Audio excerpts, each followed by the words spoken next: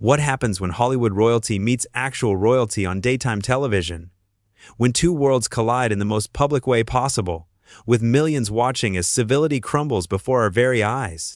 It only took 42 seconds for one guest to completely destroy her reputation and get herself banned from television forever. This is the story of how Meghan Markle turned what should have been a friendly chat into the most explosive meltdown in talk show history. Drew Barrymore had been looking forward to this interview for weeks. Her team had worked tirelessly to secure the exclusive sit-down with the Duchess of Sussex. Drew's show was known for its warm, cozy atmosphere, where celebrities felt safe to open up about their personal lives. The studio was decorated with soft lighting and comfortable chairs, designed to make guests feel like they were chatting with an old friend in a living room. As the cameras rolled that Tuesday morning, Drew welcomed her audience with her signature bright smile. "Good morning, everyone.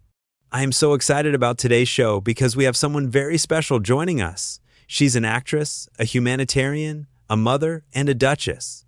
Please give a warm welcome to Meghan Markle." The audience erupted in applause as Meghan walked onto the set. She was dressed in an elegant cream-colored blazer and matching pants, her hair pulled back in a sleek bun. She waved to the crowd with a practiced smile, but something seemed off about her demeanor. There was a tension in her shoulders, a slight edge to her expression that Drew immediately picked up on. "Meghan, thank you so much for being here," Drew said as they both settled into their chairs. "I have to say, you look absolutely stunning today." "Well, thank you, Drew," Meghan replied, her voice carrying a slight chill. "Though I have to say, I was expecting a bit more fanfare for my arrival." The green room was rather sparse, and I noticed there weren't any photographers outside to capture my entrance. Drew's smile faltered for just a moment. She had interviewed hundreds of celebrities over the years, and she knew when someone was setting a confrontational tone from the very beginning. But she pressed on, determined to keep the conversation light and positive. "Well, we like to keep things intimate here," Drew explained gently. "It's all about creating a safe space where we can have real conversations. Speaking of which, I'd love to talk about your new podcast and some of the amazing work you're doing." Meghan shifted in her chair, her expression growing more stern. "Actually, Drew, before we get into that, I think we need to address something. I was told this would be a serious interview, not some fluffy daytime chat show nonsense. I'm here to discuss important issues, not talk about my outfit or my feelings." The studio audience fell silent. You could hear a pin drop as the tension in the room became palpable. Drew's producers in the control booth began frantically whispering to each other, unsure of how to handle this unexpected hostility. Drew maintained her composure, though her voice took on a slightly firmer tone. "Of course, Meghan, we absolutely want to talk about the important work you're doing, but part of what makes this show special is that we get to see all sides of our guests. People want to connect with you as a person, not just as a public figure." "Connect with me?" Meghan's voice rose slightly. "Drew, I don't think you understand who you're dealing with here. I'm not some Hollywood starlet desperate for screen time.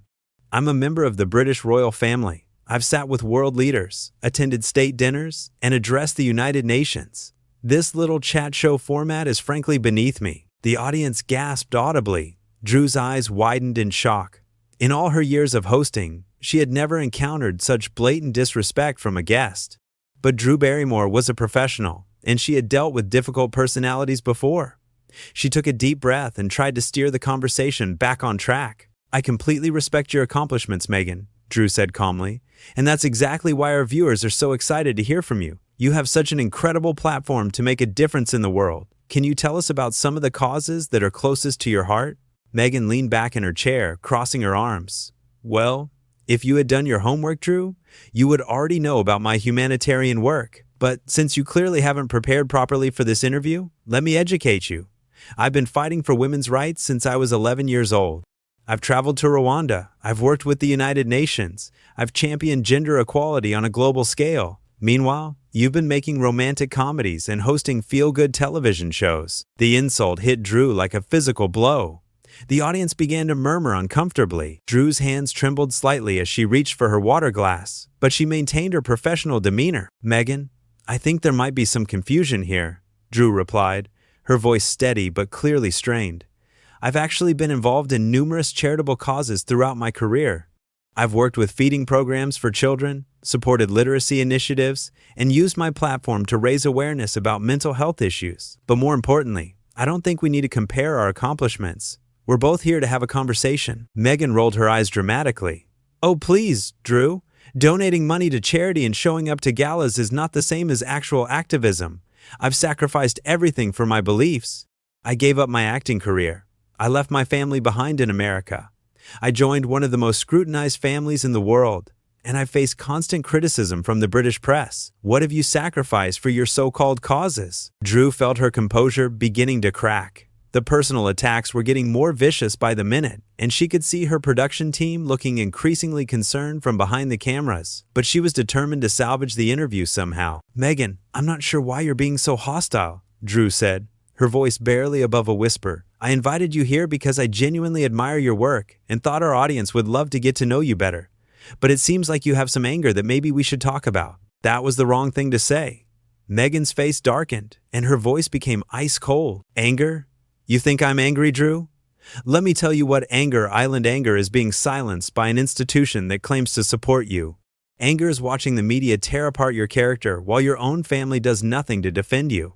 Anger is being invited onto shows like this one and being treated like some desperate celebrity looking for attention." The studio fell completely silent. Even the camera operators seemed frozen in place. Drew could feel tears beginning to well up in her eyes, but she blinked them back, determined not to give Meghan the satisfaction of seeing her break down on live television. "Meghan, I think you're projecting some of your own frustrations onto me," Drew said softly.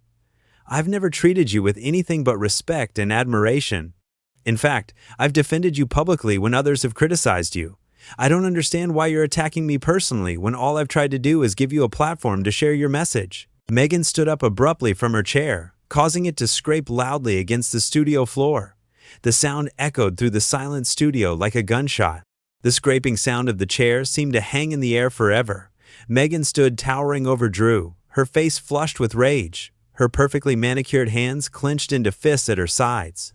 The audience sat in stunned silence, unsure whether they were witnessing a publicity stunt or a genuine mental breakdown happening in real time. "You want to know what my message is, Drew?" Meghan's voice was shaking with fury. "My message is that I don't have to sit here and be patronized by someone who has never faced real adversity in her entire privileged life. You grew up in Hollywood royalty, Drew. Your godfather was Steven Spielberg. You've never had to fight for anything." Drew remained seated, looking up at Meghan with a mixture of hurt and confusion. Her voice was barely audible when she responded. "Meghan, I think you have some misconceptions about my background. I actually had a very difficult childhood. My parents divorced when I was 9. I struggled with addiction as a teenager, and I've been open about my mental health challenges. I've never claimed to have all the answers, but I've tried to use my experiences to help others." Meghan let out a bitter laugh that sent chills through everyone in the studio. "Oh, please, poor little Drew Barrymore with her movie star problems. Do you know what it's like to be the most hated woman in Britain? Do you know what it's like to have your own family turn against you? Do you know what it's like to have racist trolls sending death threats to your unborn child?" The mention of racism caused a visible shift in the studio. Several audience members shifted uncomfortably in their seats. Drew's producers were frantically gesturing from behind the cameras, trying to signal whether the show should continue or cut to commercial. But Drew knew that stopping now would only make things worse. "Meghan, I can't imagine how difficult those experiences have been for you," Drew said gently, trying to de-escalate the situation. "But taking your pain out on me isn't going to solve anything. I'm on your side here. I've always been supportive of you in the media." "Supportive?" Meghan's voice cracked with incredulity. "You call this supportive? Bringing me on your little morning show and expecting me to smile and giggle about my favorite recipes, or what it's like to be a mom? I'm trying to change the world, Drew, and you're treating me like I'm here to promote a romantic comedy." Drew felt her patience finally beginning to wear thin. She had tried everything she could think of to salvage this interview, but Meghan seemed determined to turn it into a confrontation. For the first time since the interview began, Drew's voice took on a slightly sharper edge. "Meghan, I invited you here to talk about whatever you wanted to discuss. You're the one who's been attacking me personally from the moment you sat down. I've asked you multiple times about your humanitarian work, your podcast, your causes, but instead you've chosen to spend our time together criticizing me and my show." Meghan began pacing back and forth behind her chair like a caged animal. Her composed Duchess facade had completely crumbled, revealing someone who seemed to be spiraling out of control. "You don't get it, do you, Drew? You live in this bubble of positivity and rainbows where everyone loves you and thinks you're so genuine and authentic. But some of us live in the real world, where we face actual consequences for speaking our truth." "What truth are you speaking right now, Meghan?" Drew asked, her voice growing stronger. "Because all I'm hearing is someone who seems very angry and is taking it out on someone who invited her here as a friend." Meghan whirled around to face Drew directly, her eyes blazing. "You want to know the truth? The truth is that people like you make me sick. You pretend to care about important issues, but when it comes down to it, you're just another privileged white woman who thinks she understands struggle because she went to rehab when she was a teenager." The racist undertone of the comment hit the studio like a bomb. Gasps erupted from the audience. Drew's mouth fell open in shock. Even the camera crew seemed stunned by the viciousness of the attack. This had crossed a line that no one in the studio was prepared for. Drew stood up slowly from her chair, her hands shaking slightly but her voice steady and clear. "Meghan, I think you need to stop and think about what you're saying. You're hurting people with your words right now, including yourself. This anger you're carrying is eating you alive, and I genuinely feel sorry for you." "Don't you dare pity me!" Meghan screamed, her voice echoing through the studio. "I don't need sympathy from someone who has never had to fight for respect, never had to prove herself, never had to deal with the kind of scrutiny and hatred that I face every single day. You have no idea what it's like to be me." Drew took a deep breath and looked directly into Meghan's eyes. When she spoke, her voice was calm but firm, filled with a strength that surprised everyone in the room, including herself. "You're absolutely right, Meghan. I have no idea what it's like to be you. But I do know what it's like to be hurt, to feel misunderstood, to struggle with mental health, and to make mistakes in public. What I don't understand is why you're choosing to handle your pain by trying to tear down other people." Meghan's face contorted with rage. She grabbed her purse from beside the chair and clutched it against her chest like a shield. "I don't have to listen to this from you. I don't have to sit here and be lectured by someone who thinks 15 minutes of childhood trauma makes her qualified to give life advice." "Nobody's lecturing you, Meghan," Drew replied quietly. "I'm just trying to understand why you're so determined to make this personal when all I wanted was to have a conversation about the things you care about." Meghan began backing toward the edge of the set, her voice rising to a near shriek. "You want to know what I care about? I care about not being dismissed and minimized by people who think they're better than me. I care about not being reduced to some tabloid storyline for your audience's entertainment. I care about being treated with the respect that my position demands." The entitlement in her voice was now so thick you could cut it with a knife.